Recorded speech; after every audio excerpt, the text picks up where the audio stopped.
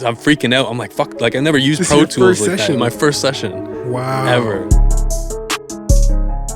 This is the Behind the Sound podcast where we talk to producers, engineers, artists, and other creatives alike. Hosted by Sean Gray and Manic. So we're here with Mr. Sean Gray himself, aka Gravy Mixes, Yes, sir. aka the Goat Mixer. Not yet, bro. Not yet. How are you feeling, man? How are you, bro? I'm good, bro. I'm just happy to be downtown in beautiful Toronto. It's a nice sunny day. I'm happy to be here. I'm happy to get this podcast going. You're not from here? No, I'm not from Toronto. Kind of been always around Toronto, but never actually lived inside of Toronto. But yeah. Oh, where? So I'm actually was born in Kingston. I then moved to Etobicoke when I was maybe 5. Stayed in Etobicoke for a little while, whatever. Moved to Ajax, and that's kind of like my hometown. My close family is from Ajax. That's where I grew up. Moved to Mississauga a couple times. Moved to Pickering once, and yeah, just always been like really attached to the city. That's just the vibe here, and like I can't really escape it. Something always just brings me back here. Yeah, I just love being in Toronto. It's nice. It's nice. Yeah, no, I feel you, man. So tell me what you do. So I'm a producer / engineer. I mostly focus on mixing. I like mixing a lot. Yeah, that's basically what I do. Great. Yeah. How'd you get started in that? Take me where it Take you back? very started. Okay, Yeah, like early stages. Okay. So, Actually, let me ask you, what Okay. did you do before you started mixing? what did I start? I was What was the end all be all? I got into mixing because well, I played in like a band that it never went anywhere. I kind of was playing guitar, and I got into mixing because nobody wanted to learn that side of it. So I kind of just took that role, and I fell in love with it. There's something that I found just like sitting with the computer and like sitting with the waveforms and like piecing it together and like making it sound a particular way. I had no idea what the fuck I was doing, but it was fun, and I always liked that, and I liked learning like the technical stuff about mixing or like just audio in general, I would say. But to answer your question, like what got me really started, I remember the very first feeling that I had was, so I had this piano. It was my stepfather's piano. It wasn't a piano, it was like a synth. It's this electric synth.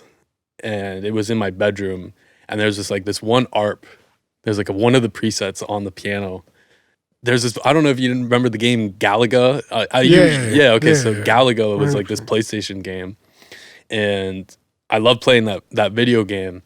And there was just like this one ARP in the piano that it sounded very similar to Galaga. Yeah. And I fucking fell in love with that sound, that preset. Every time I play, every time I pull the cover off the piano, I always go to that preset, just hold down the C note or whatever it was, and just listen to this arpeggio thing. And I was like, I fucking fell in love, you know? What age would you say you were at? It's probably like maybe 8.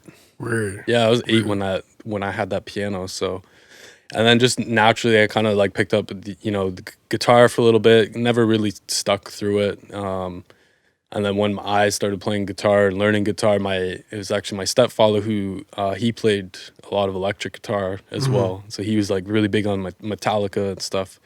So him watching me learn how to play guitar got him back into guitar. And we had formed a bond over music that way, and like I kind of just I ended up doing my own thing, of course, but that's kind of like where it all started, really. Weird. So was that kind of like the vibe of like kind of like the music you grew up listening to, like the Metallica and like? Yeah, definitely. I listened to like a lot of Metallica, Guns N' Roses, Creed, U2, and then I liked like Sum 41 and Green Day and like these other bands that, I wish, music could get back to that place, Yeah. because it's a very nostalgic feeling, listening to music like that. Um, but yeah, and then it slowly, I think like I first got introduced to rap, as in my friend's car after playing hockey, and his dad was playing Eminem. I was like, "What the fuck is this?" Or I found Wait, what was the all. song? What was the song? I can't remember which song it was, Oh, unfortunately, right. but I remember just hearing it. I was like, I dug through all Eminem stuff, and then I started listening to all kinds of other rap and stuff. Just kind of fell down that rabbit hole, and Never looked back. I never looked back. No, no. Weird. So like, what would you say like for rap? What would you say were a couple songs, or like your top 3 songs that really kind of like solidified that? Yeah, no, like rap is my joint. That I wanted to like get into rap, Yeah. like as a mixer or producer. Um, Anything, even just as a fan. there's a lot of songs that kind of brought me to where I am, to tell you the honest truth. But I'm gonna keep it real. I listened to a lot of like local, like underground Toronto rappers when I was like 16. Mm-hmm. Guys like Roni, Kilo, Hardbody, Sazy. I listened to guys like this that like these guys are older heads, right? Yeah, OGs. And I kind of grew up with like listening to that style of like Toronto rap, and it made me feel, like I felt kind of connected to it in a way, just because of my upbringing. Like I was a little bit of a troubled kid, so I kind of related to a lot of that stuff. I feel like just from like knowing you, right? Like I feel like you show that side a lot. You know What I what do, mean? what do you mean? In the sense of like just watching you in sessions with artists, like you can actually relate. You know what I mean? Mm. And it's like tell me a little bit more about that. Like when you're meeting artists, obviously like there's artists of different genres and everything that you're running into. But how do you find building connections with artists? Like especially being in Toronto too. I think so. To just be perfectly honest, I'm a white kid who grew up in a really good neighborhood. I think I'm able to relate to artists because I'm empathetic. So no matter like what their background is or where they came from, whether they they struggled growing up, and like I can not relate to that, but I can put myself in their shoes and be Understand it. empathetic, Yeah. and I'll be understanding of that. Yeah. Never, even though I'll never truly understand like what it's like to be in that sort of position, Mm-hmm. because I can only imagine. I think just being empathetic towards people just kind of helps, Yeah. I think that's like a big one for me. Kind of like having that like respect for like people's past and everything, because like Yeah. you have your past too. I feel that. Yeah, exactly. I think that's important. It's just you don't have to necessarily relate, but at least try to understand where people are coming from. That's like, I think if you can give that respect and that time to somebody, Mhm. they'll respect you back too. Weird. But nobody likes a crybaby. So. I feel that. Word. So I want to go back to, because you said you started off like mixing because nobody in your band wanted to mix, right? Yeah, so And- it was just like me and one other guitarist. Actually, no, this all started when I went to boarding school, and it was me, a bassist. He also played guitar, and a female singer. Shout out Isabel. Shout So out Isabel. it was really funny how all this kind of came. So I had a friend named Justin. We went to high school together, and we played guitar, and we had written this like small little piece. Like it was like a small little couple chord changes, this and that. I went off to boarding school for a little over a year, but I had like took that song that we had, like that little riff, and I tried to do something with it. So I turned it into a song. Yeah. So I got a guy to play bass over it, and then I got this female vocal, or this female singer to write some lyrics to it, and Yeah, we did a little shitty demo. We did a little shitty demo of it. Did you guys have mics at the time? Yeah. Or you guys So had the mics? boarding school that we had, they did have like mics. They had a few little things. I didn't know what I was doing, Yeah. but I was eager to learn and try to figure it all out. And we did. And I made this shitty little demo that we put on a CD, and yeah, that's that. Word. Yeah. Sick. How does that stem into now mixing for other people? Like, how did you get your first mixing client? What did you say? Actually, it's a funny story. So I always wanted to mix. I knew because of that experience that I went through boarding school, I always knew like that's what I wanted to do.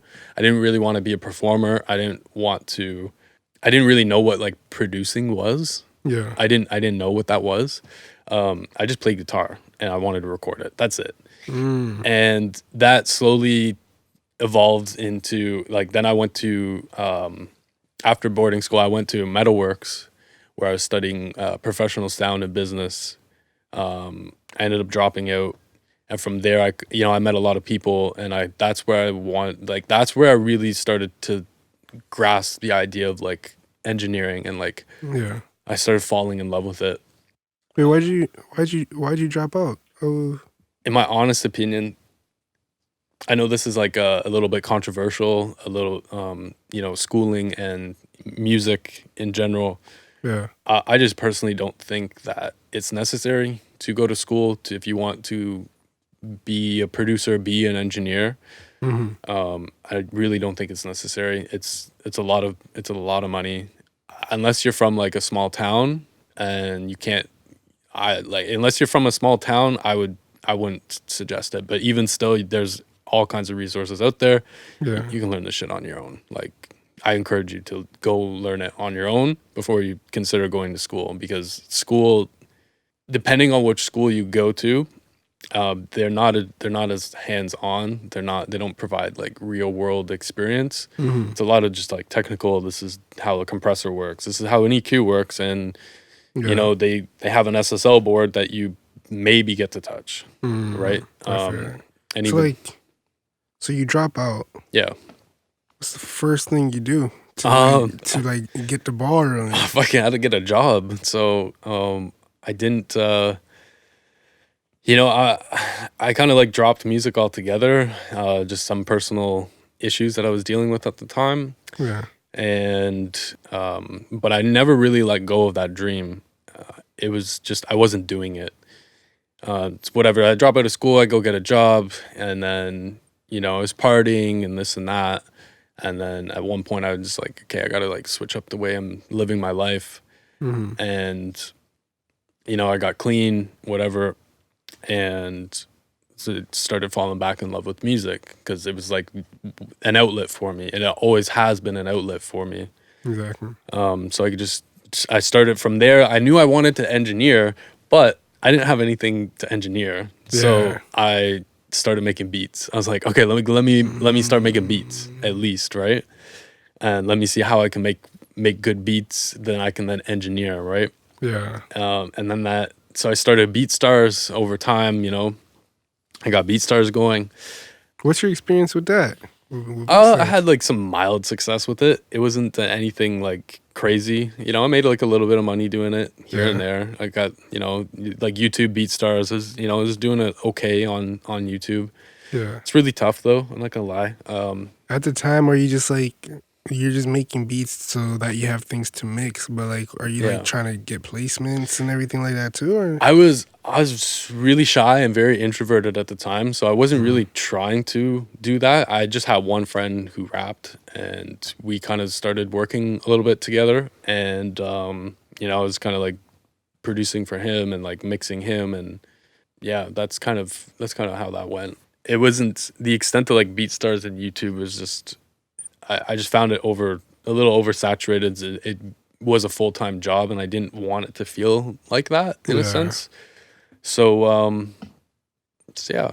But my first client actually came from BeatStars. Really? So it's funny. Shout out Will from Houston. This guy, Will from Houston. Will from Houston. So Will was kind of like my first client, really. He, I think he bought like couple beats, 3 or 4 beats. I can't remember.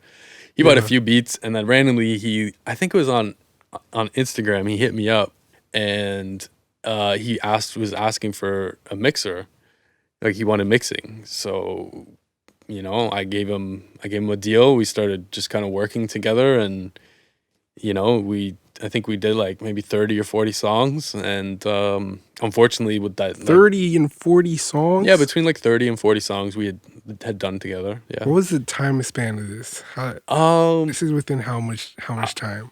I would say like all that happened maybe within like a year and a half, 2 years maybe. 30 to 40 songs in a year? Yeah. He was buying. Jeez. He was making a beat.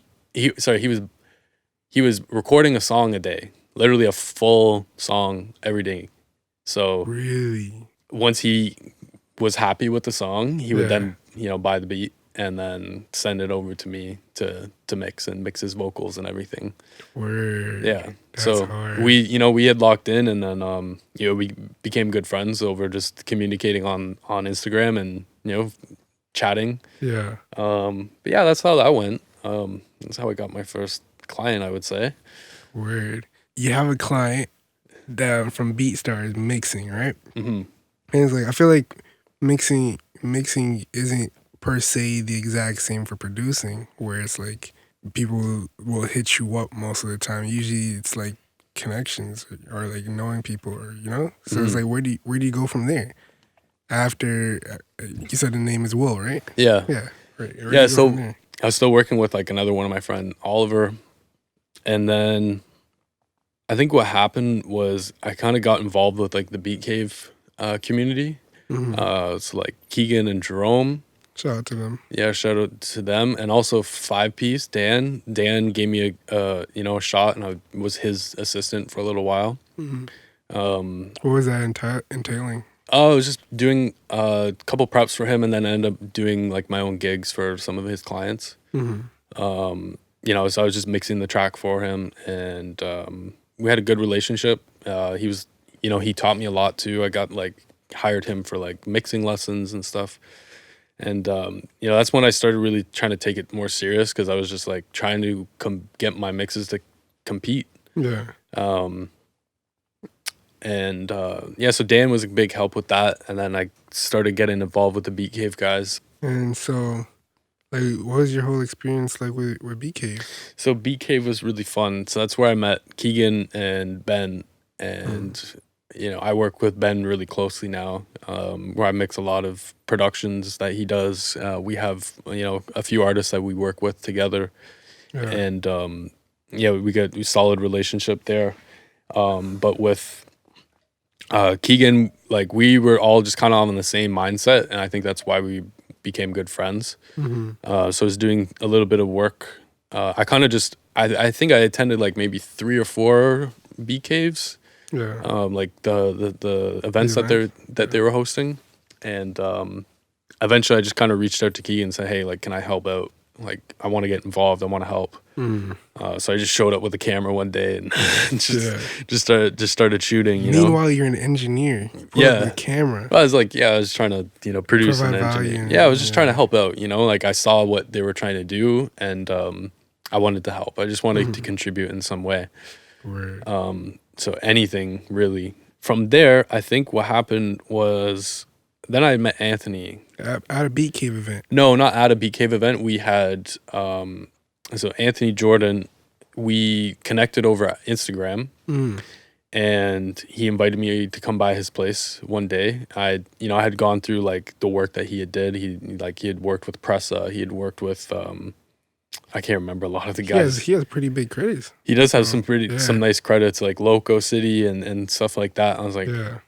I know these guys, like that's really good stuff. And I was like, okay, like I'm a show up and go to his place. And Wait, so did he hit you up or you hit him up? I think I can't remember, bro. I think Right. I followed him, he followed me, and then we just kind of naturally had the conversation.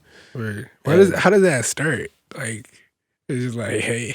I actually, bro, I gotta go back and like read I these feel you. because like I feel like it would be so important maybe not like important, but like it would be funny to just see how Yeah, like to you know. first interact with Yeah. like your friends and the people you ended up working with. Yeah. But yeah, I think it felt natural, and we had my first time going over to his place. We were just like cooking up, just making a track for fun, Word. and then eventually he had invited me to come to the Orange Lounge and assist on So a he was session. already at the Orange Lounge at that time. Yeah, so he was already an engineer at the Orange Lounge, and Word. it was an honor to like go to like sit in on one of his sessions. What was your first session like that you got to sit into? Oh, How did that go? I believe it was Lou Val that I was in the first session. First session, Yeah. Lou Val. Yeah. Jeez. 'Cause I think Lou Val was my very first session. There might have been How a was few that other experience guys. like? It was, How did you feel?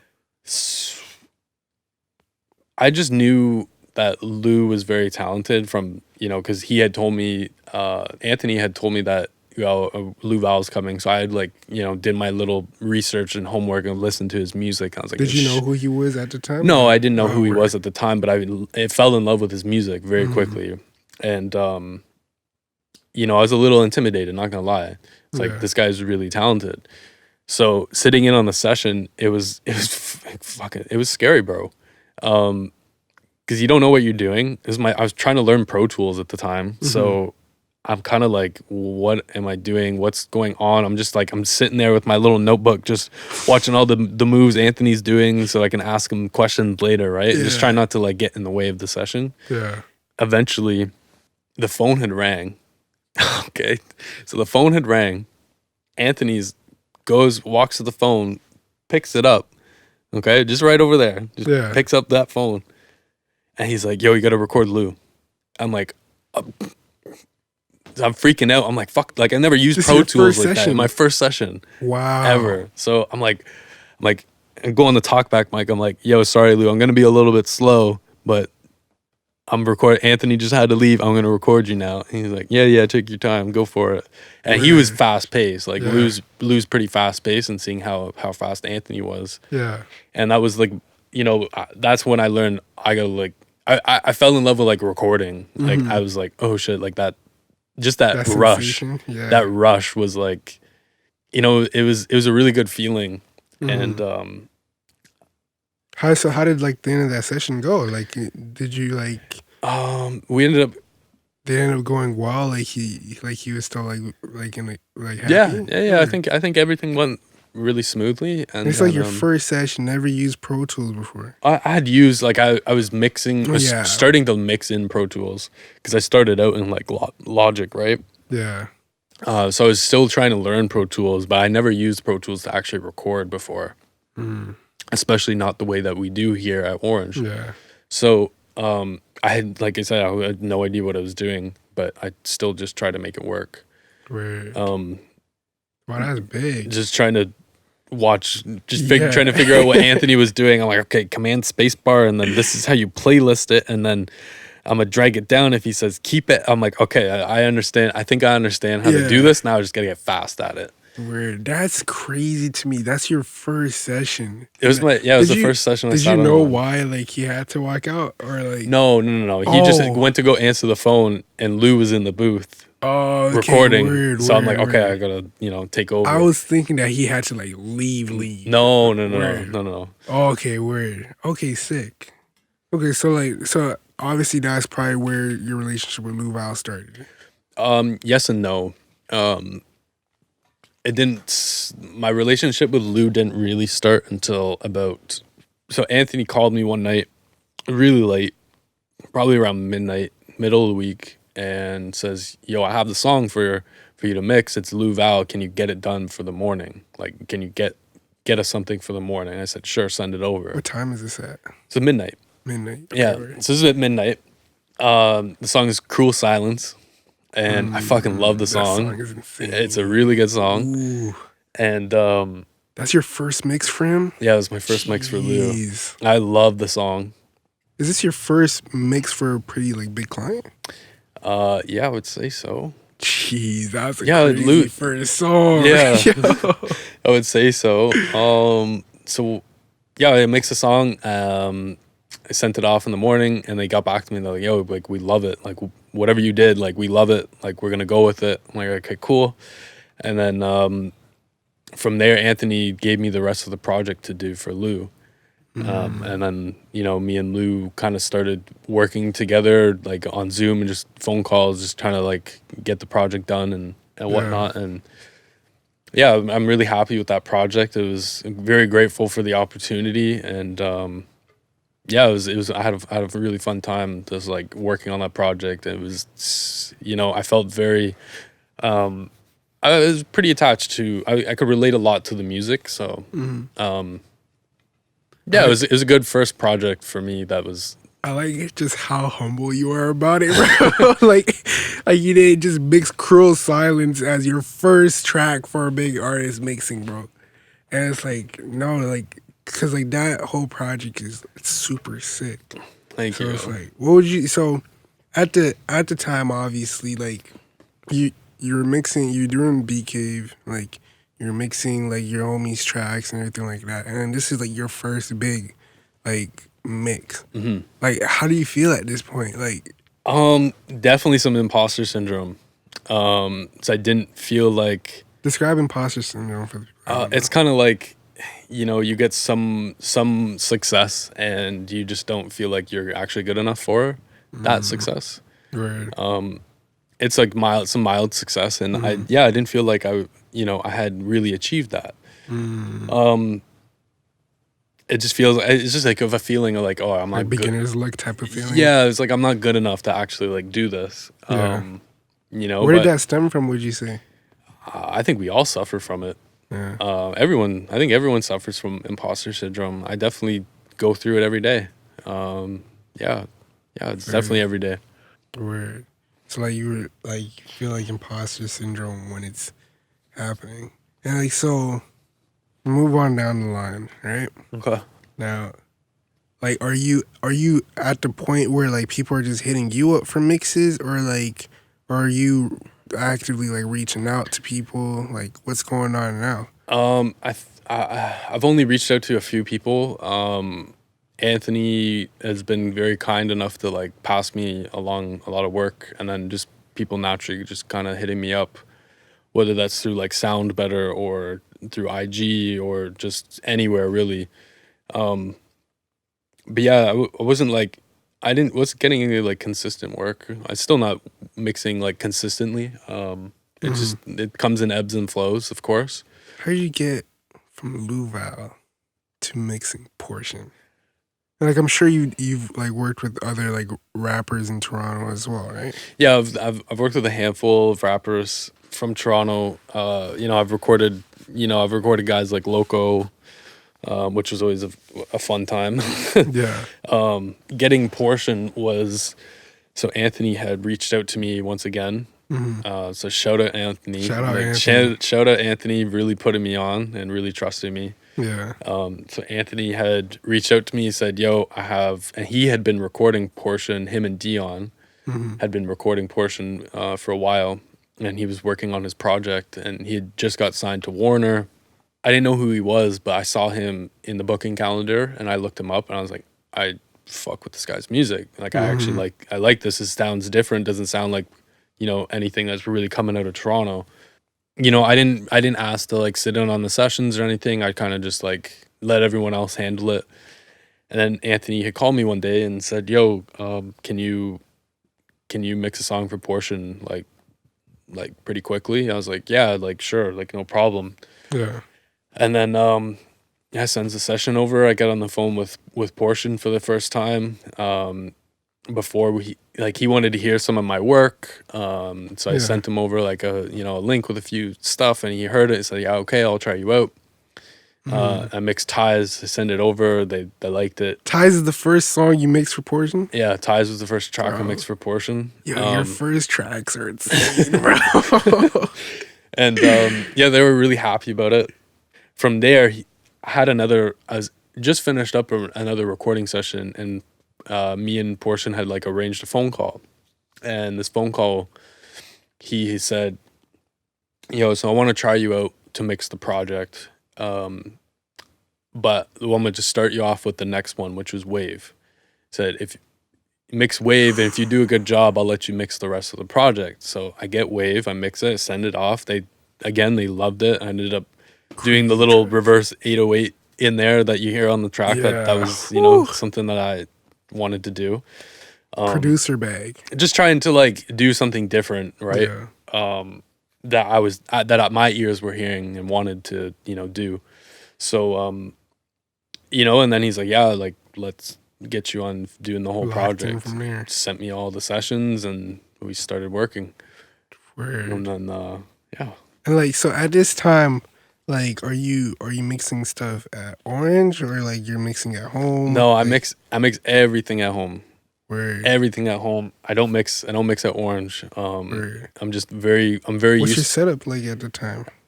At the time I was on HS8s. Really? I was mixing on HS8. So Lou Val, and half of Portion's project is like on HS8s, and the other half is I got PMCs at the time. So I was mixing, like trying to learn the PMCs while I was mixing his project. Jeez. So I was using both at the same time. Yeah. But it's yeah, like, I know, like, I'm just getting into engineering for real, but I know, like, HS8s are not what you're mixing tracks on, bro. So how, like, did you find it difficult to have it translate to what you wanted it to sound like using the HS8s? yeah, I mean, we can get into a long convo about like acoustics and this and that, and like, you know, being in a room and stuff and speakers, and yeah, you know, there's a lot of shit that goes into that. Just really quickly go over, like, the importance of, like, acoustics. Like, what is acoustics? Okay, so it's super important. I think acoustics is really important to truly hear what you're hearing. You know, just the way that sound waves interact with the room really depend on, you know, the room dimensions, your speakers, and all kinds of different variables. And so I think as a mixer, you should definitely understand a little bit of acoustics, or hire somebody to just do the room for you if you can afford it. So yeah, so you're at the point now where like you just did ties, you just did wave, Yeah. and now you're doing the whole project. At this time, what's like going through your mind in terms of like seeing your progression? Like, did it feel like progression or like? Definitely felt like progression. You know, I was becoming more comfortable with my mixes, and I was just wanted to do the best job I could at all the time. Mm-hmm. I noticed that a lot about you. It felt really rewarding to, you know, get some notable clients that, you know, people were responding to. I got a lot of DMs about Lou Val's project as well as Portion's project from like other engineers and producers that said, yo, like we love the project. And honestly, that was an amazing feeling. I really wasn't expecting anything like that. So I just want to like say thank you to everybody that did hit me up and like comment and compliment the project for both Lou and Portion, because like it honestly means everything to me just to, you know, help kind of shape their sound, and you know, people are responding to it. Yeah. What did you expect it to be like before all of that? Wait, in which sense? What do you mean? Like in the sense that like oftentimes like people don't know who's behind like the mix and who's behind the production. Right. You know what I mean? So like, did you expect that like you would mix these tracks and still kind of like people not really know it's really you that makes it, or like? Honestly, I don't really care for that. I don't strive for that. I just, you know, you get hired to do a job, and you know, you do the best that you can, and like that's, and I want to, and I just display that on social media, and that's it. Like, Word. You know, whatever happens from there. I don't have any expectations. I feel that. You just kind of put it out there, and people respond to it, then fucking that's amazing. That means people like that, like some of the stuff that you worked on, and you know, it's a good feeling. So yeah, I really got to respect that. Where does this like mentality stem from? Cause like that's like a good mentality to have. I don't feel like too many people have that mentality though. I think you just have to be an easy person to work with. At the end of the day, So I know it's a tough question because it's like you have to really go back to where it actually stemmed from. But I it's think like, were you always that kid? no, definitely was not always that kid. I think boarding school really helped me get to be wanting to become just like a better person and like have some growth. Mm-hmm. I'm not gonna get too much into like the specifics about like my background, but Yeah, no.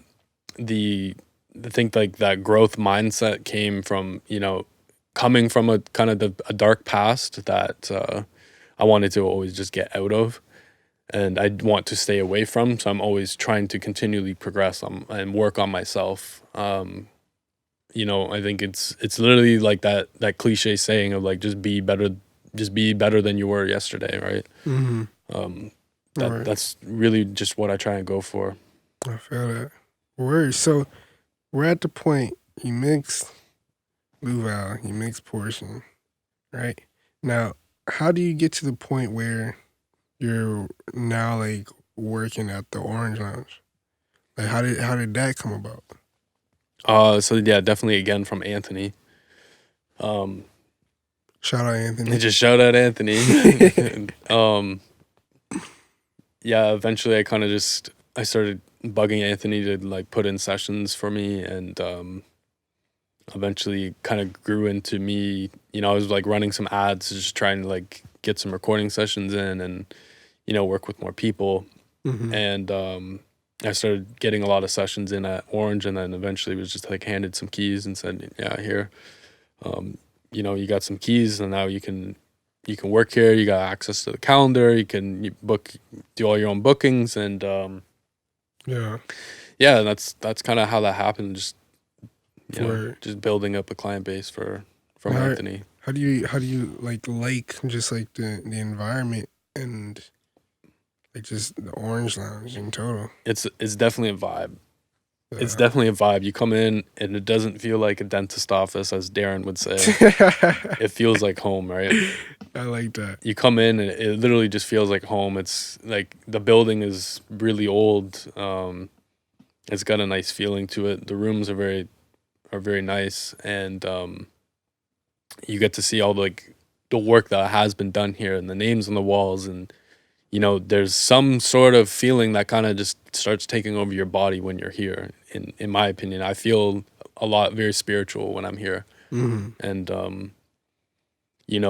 to see that some of the greatest people to ever do music of our time have been in these rooms that we are in right now, is it's a very, I feel honored to just be sitting in the same environment as someone has been before. So and I'm sure that brings like a lot of motivation too, right? Yeah, it just makes me want to excel, right? Yeah. That's it. And I think everybody that I bring here always says the same thing. Mm-hmm. They're like, yo, the vibe, there's something here that I feel I just like, I want to be there all the time. Yeah. And, yeah. Do you feel like some sort of like slight bit of pressure 100%. to be able to live up to that? 100%.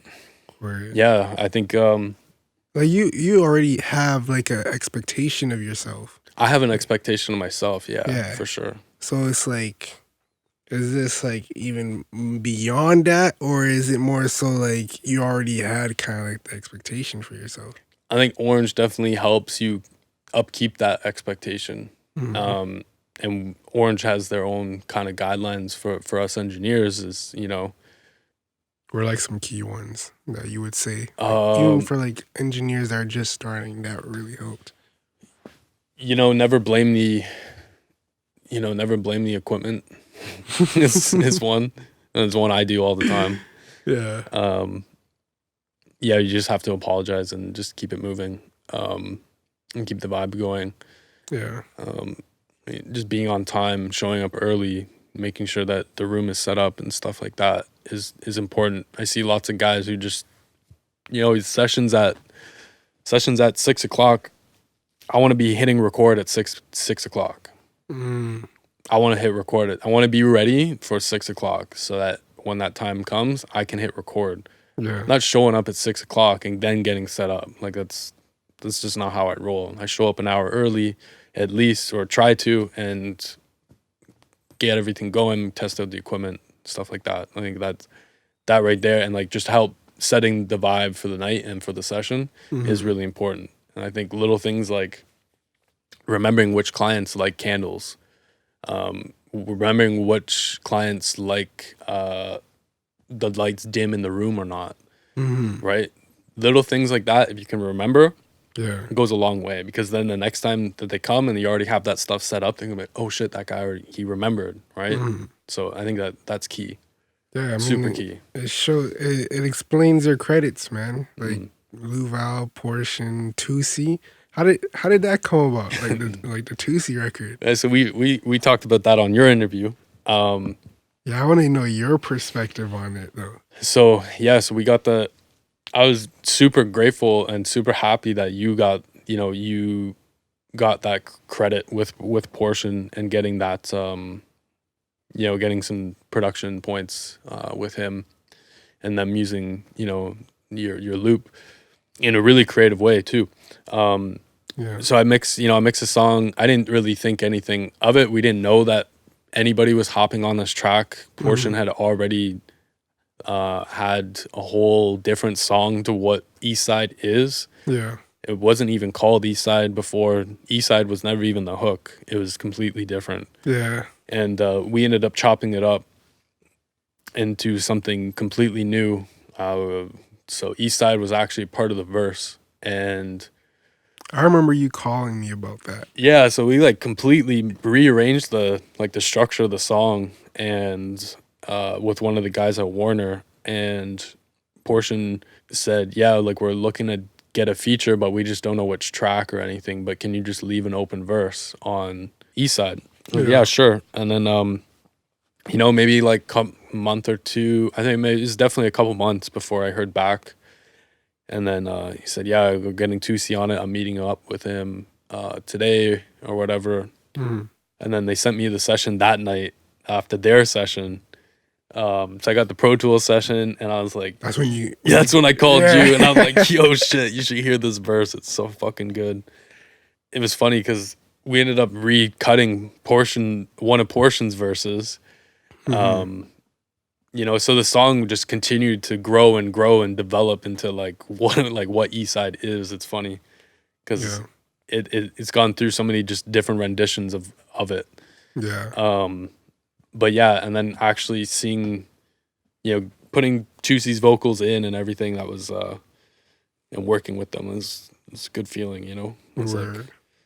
And like, so like the song drops, right? Yeah.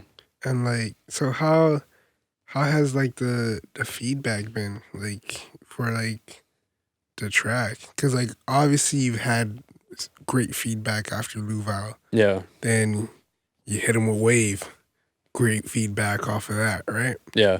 And then you hit him with Ties, great feedback. You hit him with the project, great feedback. So it's like clearly Sean Gray's up to something. You know what I mean? Gray mixes. We're trying. And it's like clearly you're up to something. So how's it been ever since the drop? I got a lot of compliments on like the 808. Those 808s are going crazy. Yeah, I got a lot of compliments on like how the 808 was mixed and reverb and like the reverb choices for Portion and the weight of the piano. Like I got lots of those seem to be like the general the feedback that I was getting. I think a lot of people just like they like the song. It's catchy. It's got a 2C on it. Yeah. 2C's verse is super creative. I really like it a lot. People have been responding pretty well, I'd say. Word. It's like because I heard the mix, bro, and I legit called you, bro. I was like, yo, what'd you do different? You're like, man, I didn't really do anything different. I didn't do I know anything different, I know you're holding out the sauce. I'm gonna have to see you mix, bro. We gotta do like a mixing course or something. But like, so what's coming? What's like what's some goals that you have? I think the next steps for me is like, I think it's this podcast and sharing information with people and sharing giving back to the community that kind of brought me up. I just want to have good conversations with people and network and get to know people a little bit better and share those conversations for other people to have, for other people to hear. Sorry, and yeah, I think that's kind of like where I am right now, and I'm really focused on a select few artists, as you know, Portion and Louval, and a few others as well. Mm-hmm. So I'm really focused on continuing to work with them and develop them, and yeah, I really want to start upping, like take it to the next level, and continue to grow as a mixer and as a person at the same time. So those are kind of next steps. Have these mixes for these songs helped you connect with, maybe it's an artist, maybe it's an A&R, maybe it's a producer, or like anybody that's like really gonna help you like kind of like tap in to like what you want to do, like on the music side, or like connections or anything? What's like the biggest takeaway you got? Not really. Honestly, I would just say like you gotta just keep doing good work. Mm-hmm. I've definitely spoken to a lot of other engineers. The guy that did the Dolby mix for Portion, all the Portion stuff. I've been having conversations with him. I think the engineer community is really strong, and we're pretty collaborative, and I think we need more of that just all around in general, on like the artist side, the producer side, and even more so on the engineer side too. I think when you're collaborative and you're open, and yes, like these people are your like quote unquote your competition and your friends, there's always something to learn from people. So yeah. Word. Sick. I have only a couple more questions I really want to ask before we wrap this up.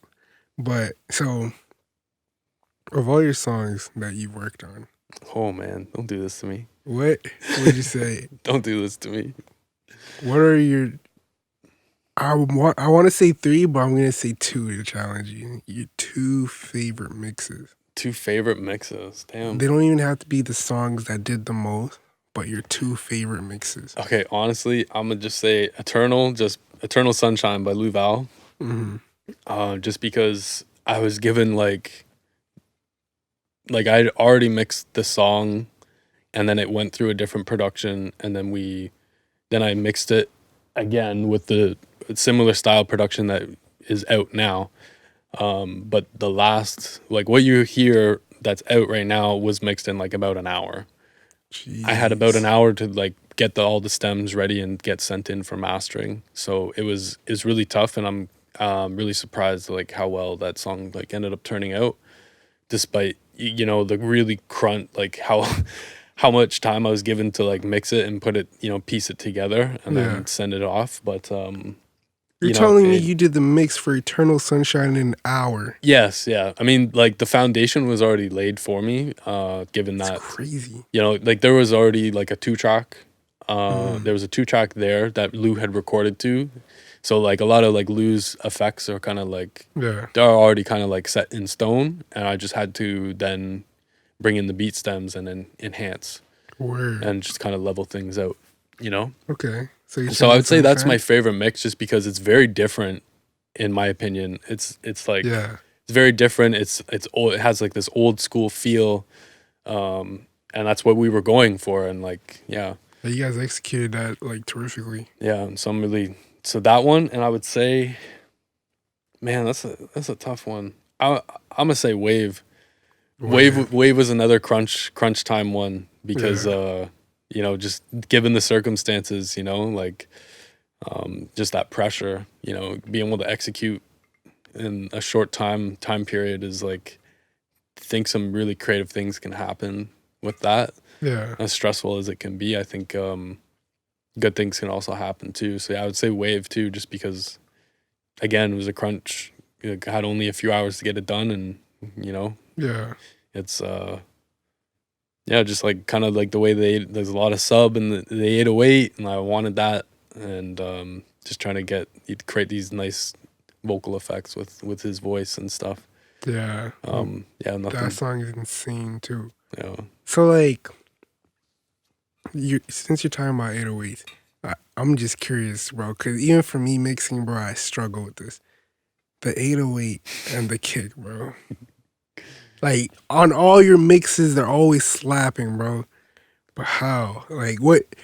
You get It's so 808 and a kick. What's the first thing you do? What's the first thing? Oh man, it really depends on the source material given. But I think me personally, I don't really like doing too much to the 808 or the kick. You don't need to overcook it. Yeah. Like you really don't. People overthink it. I kind of have this technique that I do, and I kind of stick to that as my guideline. Give it the sauce, man. Give it the sauce.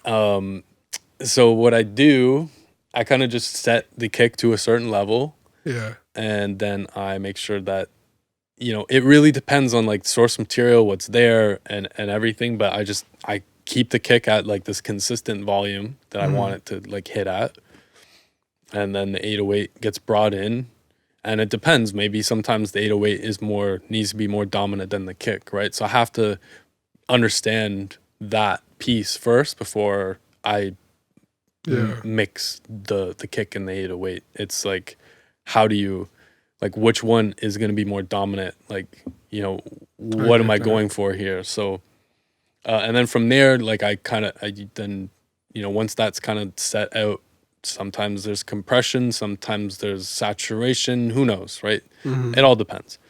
But once that's kind of done, I work on like the mix bus with all the other elements in. I work on like the low end and just try to get that low end sitting right. Because once I can get that, try to set right, I can start working on everything else. So you'll start with the kick and the bass before everything else? Almost every time.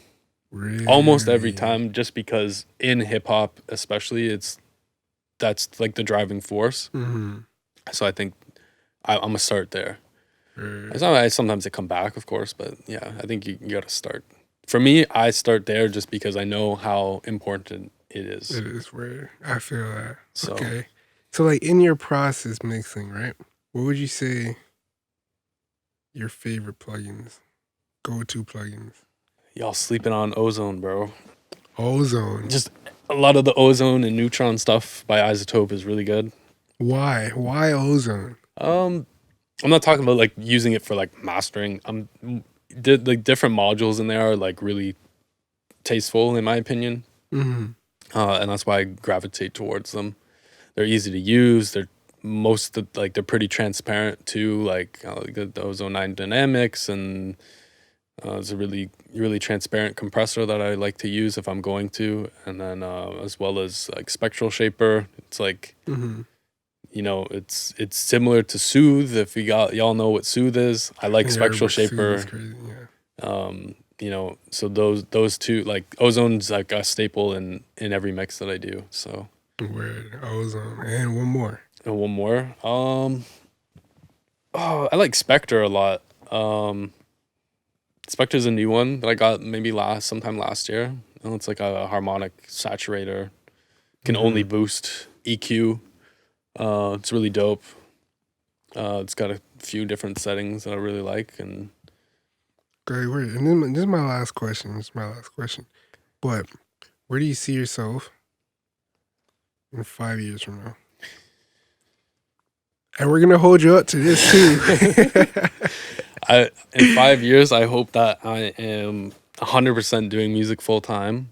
Okay. And we are working with Portion, Luval, Madhouse, working with these guys on a bigger scale. I really hope that we can get there. Yeah. One day, and I'm gonna keep striving and pushing for that. So, what would you say is something that you need to be able to get that to happen? Just need one of these tracks to just go, like just do really, really well. Yeah. I think that's ultimately it. Yeah, I feel that. We just need one to just really start taking off.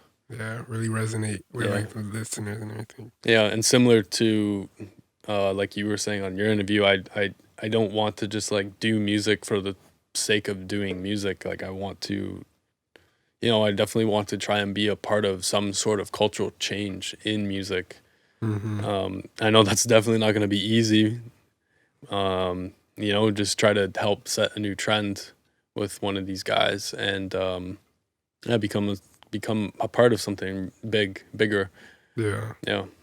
Give a piece of advice to an up-and-coming person that wants to get into like mixing, engineering, or even like just music in general.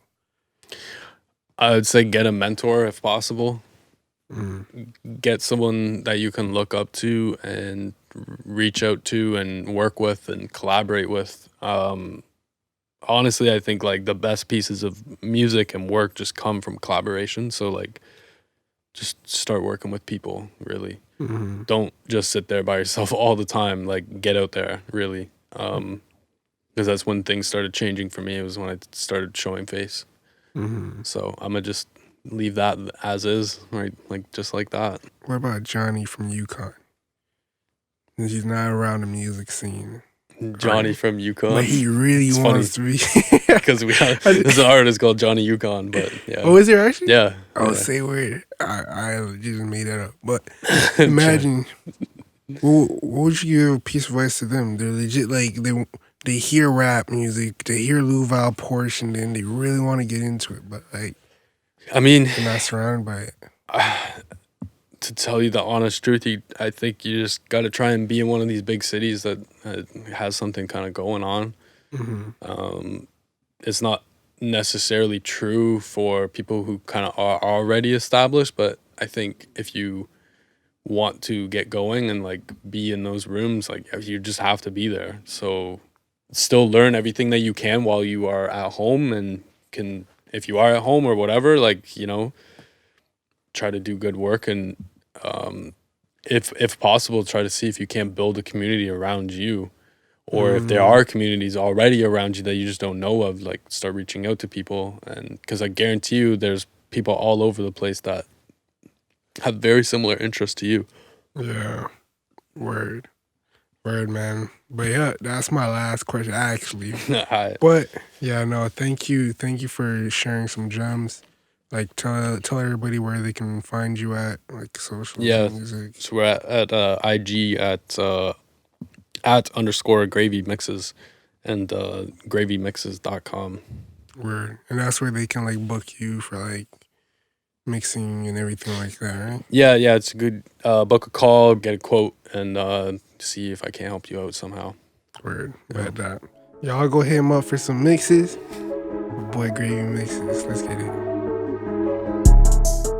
Behind the Sound podcast was recorded at the Orange Lounge recording studio located downtown Toronto.